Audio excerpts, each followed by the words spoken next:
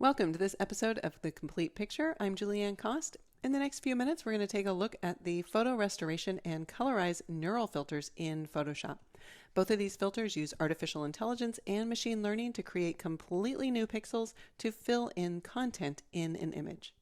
We're going to start with this black and white image, well, technically a grayscale image, and in order to add color, I'll need to select Image, Mode, and convert it to RGB color.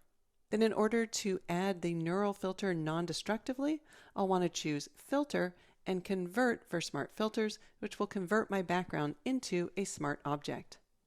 I'm going to rename it Original.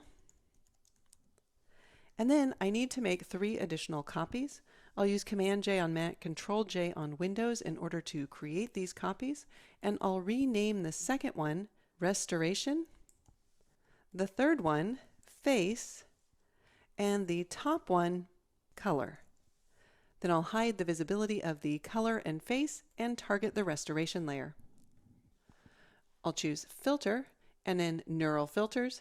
Now the first time you run some of the filters, there will be either a cloud icon or a little download button, which you'll need to select to download the AI model from the cloud.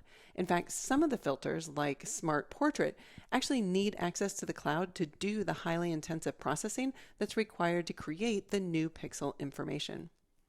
The list that you're viewing might be different than mine, as Adobe will most likely update and create new filters over time. All right, we'll start by adding the photo restoration filter. We can see that it's still in beta.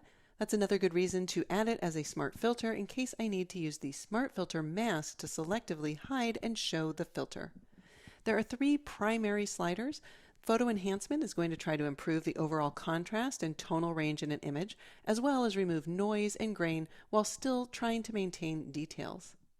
The enhance face slider, if the filter detects faces, the filter will make up completely new pixels to try to improve the details in the detected face or faces. And then scratch reduction will try to restore areas of the photo that have been scratched or damaged. I'll leave the photo enhancement at 50. I'm going to reduce the enhance face down to 50, and I'll also increase the scratch reduction to 50. Then I'll use Command 1 on Mac or Control 1 on Windows in order to zoom in. Now we can toggle the visibility of before and after. While it might be difficult to see, especially if you're viewing this, say, on a small device like a phone, I think the Enhance Face slider is set too high, so I'm going to bring that down to about 20 so that her skin on her face better matches the skin on her neck as well as on her arms. There are additional adjustments that you can apply, including both luminance and color noise reduction, halftone artifacts reduction, and JPEG artifacts reduction. For now, I'll leave them set to 0 and then output this to a smart filter. While normally, if I wanted to toggle the visibility of the filter, I would use the icon next to the name of the filter. I find that some of the neural filters take a long time to re-render, so instead I'll toggle the visibility of the entire layer so that we can compare it with the original. I can see that in the top of the umbrella, Photoshop has removed too much information, as well as with this lace in the dress. So I will target the Smart Filter mask, tap the B key to select the brush tool, get a little bit smaller of a brush using the left bracket key, and then paint in the image to hide the effects of the neural filter. I'll do the same up here in the umbrella, as well as under her neck and over on this side as well. Now when I toggle the visibility, we can see that it's corrected things like the scratch over here and down here, but it's not removing any of the information that we want. When I zoom into 100%, while I like what the Enhance Face slider did to the cheeks, I like it a little stronger on the eyes, nose, and mouth. That's why I created this separate layer so that I could apply the neural filters again, but this time increasing that slider almost all the way in the neural filters dialog. I'll also increase the scratch reduction to the same amount as before, and as we can see, the filter is applied much stronger. The benefit of doing this on two separate layers is when I apply this filter, I can then use a layer mask to hide the contents of the filter and then just paint in the layer as needed over the facial area. So I'll hold down the Option key on the Mac or the Alt key on Windows and click on the mask icon at the bottom of the Layers panel to add a black mask, which is now hiding everything on this layer. With the brush tool selected, I'll get a little bit smaller of a brush, and I'll tap the X key so that I'm painting with white, and that way I can paint to reveal only these specific areas of the layer. So I still am seeing the skin that was processed with the neural filter on the restoration layer, but now I see the eyes, nose, and lips from the face layer. I'm applying it a bit heavy in this example just because I want to make sure that you can see the difference on the screen. Here it is before, and there it is after. All right, next let's add some color. I'll select the top layer, and then I'm going to change the blend mode to color mode.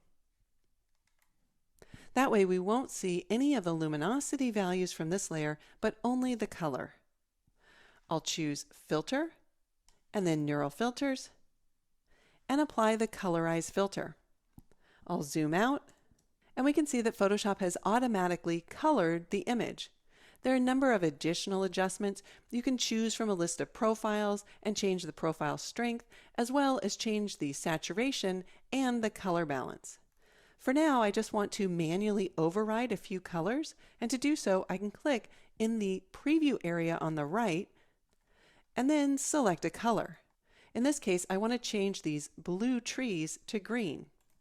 I also want to remove some of the brown in the umbrella, so I'll click again, then click on the color swatch, and choose a less saturated brown color.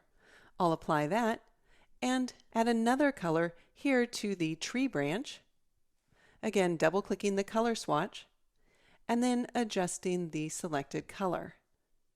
If I need to duplicate a color, I can hold down the Option key on the Mac or the Alt key on Windows and then drag it.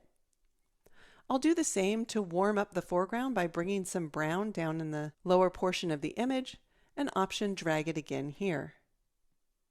Then to add a little bit more color saturation into her leg, I'll double-click on the color swatch and increase the saturation. I'll Option drag that to the other leg as well. Now I'll apply this as a smart filter, and then I can use the smart filter mask, again using the brush, this time set to black to hide the contents of the filter, and then paint anywhere in the image that I don't want the color to appear. Finally, I'll tap the U key in order to select the rectangle tool. I'll choose white as the fill, and then drag a rectangle to create some edges in the image. However, the center portion of the rectangle is filled by default, so from the Options bar, I'll choose to subtract front shape, then use the on-screen controls to round the edges, and on the Properties panel, I'll click on Masks and add a slight feather to soften the edge. At the bottom of the Layers panel, I'll hold down the Option key and click on the eye icon next to the original layer to toggle the before and after. So there you go. The next time you're working with old photos, be sure to give the Photo Restoration and Colorize Neural Filters a try. I'm Julieanne Kost. Thanks for watching.